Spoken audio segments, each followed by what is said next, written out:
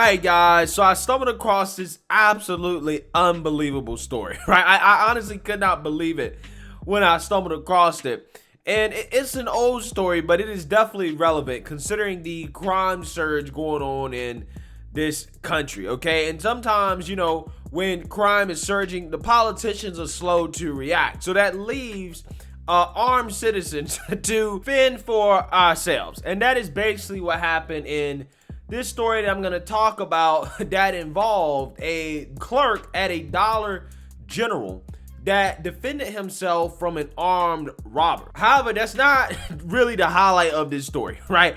What this story is really about is the family of the armed robber whom was killed by the store clerk, complaining on TV about how the store clerk should not have shot the armed robber, their family member, even though the guy was trying to rob the store with a gun. So I want to talk about that because I just found this story to be unbelievable. But before I get in that, I just want to let you guys know, if you like my channel, you want to support my channel, you can do so using the links in the description below. You support the Patreon, you support the PayPal, you support the merch. There are multiple ways to support the channel if you would like to do so, including getting yourself one of my signature racist mugs, which is a daily reminder of the 2022 definition of racist according to the Democrat Party and the left, which is, again, basically anybody who disagrees with them. So without further ado, let's roll the clip.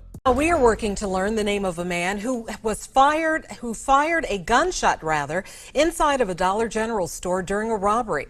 Dayton police say the store clerk shot the armed man who walked into the store demanding money. This happened at the store on Gettysburg Avenue at Kings Highway. Dayton police say after the clerk shot the robber, the suspect then walked out and collapsed in front of the business. We're told there were several customers in the store at the time of the shooting.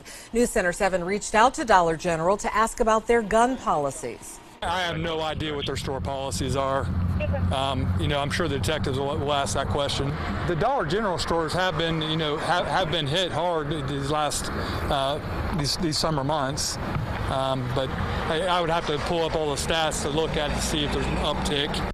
Police say this same store has been robbed 4 times already this year. Dollar General did release a statement that reads in part, "At Dollar General, the safety of our customers and employees is a priority. In line with that commitment, we employ a number of safety and security procedures to prevent, deter, and if necessary, respond to criminal activity in our stores," end quote. Company leaders say they are working with police on this and will not comment on employee matters. Matters in your own hand and bring a gun to work for safety, period. These siblings are furious. Their brother, who police say was an armed robber, was gunned down by a store clerk. The pair acknowledges that he was wrong for Roosevelt Rappley to try and rob the Dollar General on North Gettysburg Avenue, but they say the clerk shouldn't have had a gun at work.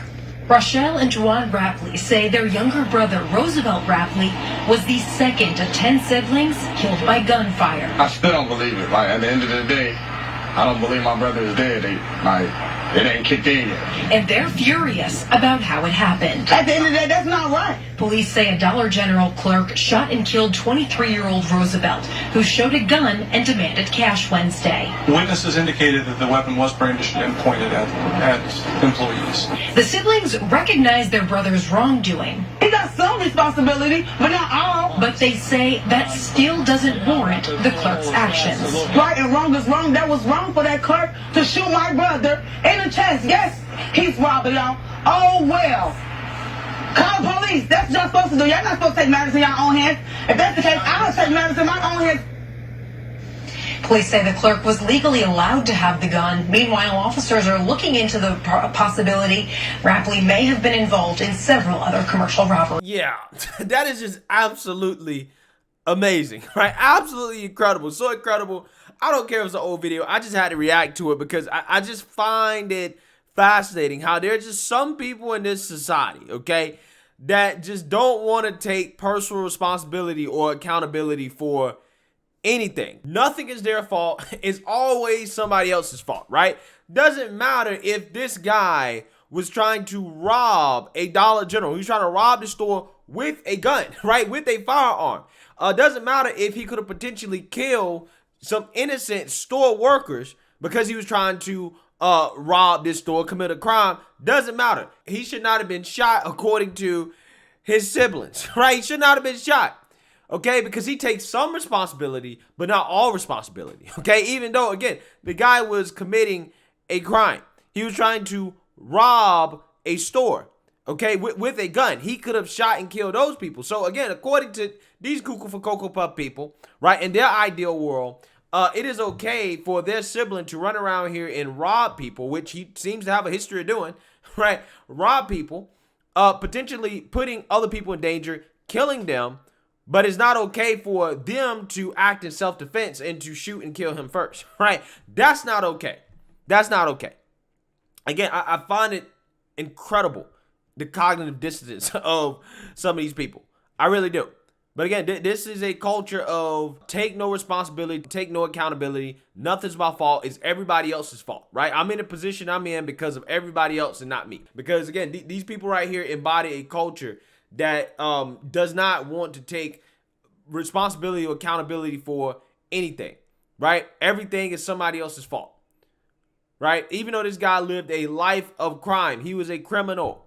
He played a stupid game and he won a stupid prize for the games that he was playing. And if he continued to play those games, he was going to take the life of innocent people. So I think that most sane people would recognize and understand that even if this is my family member, it's probably better for him to take a dirt nap, considering how he's living a life of thuggery and crime, than for an innocent civilian, somebody that's actually positive contributing to society, like these dollar store workers, to take a dirt nap, right?